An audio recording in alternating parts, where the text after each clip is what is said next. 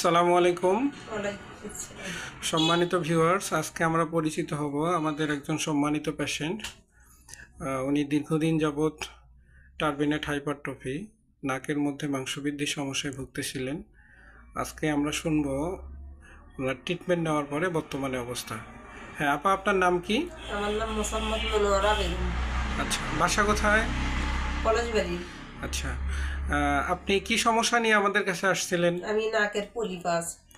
কি সমস্যা হতো এটা বলেন। আমার সমস্যা হতো, আমি ঘন ঘন হাসি পড়তো, আমার নাক দিয়ে পানি পড়তো, আমি নাকে কোনো নিঃশ্বাস নিতে পারতাম না, মুখ দিয়ে নিঃশ্বাস নিতাম। আচ্ছা, আর কি হতো?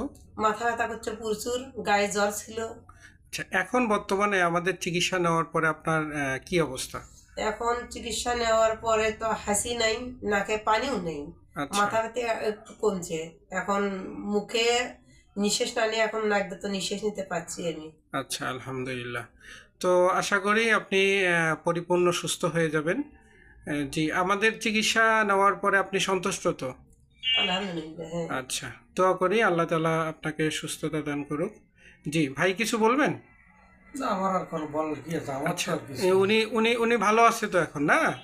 আলহামদুলিল্লাহ, এখন ভালো আছি। ঠিক আছে। আসসালামু আলাইকুম। ওয়ালাইকুম আসসালাম।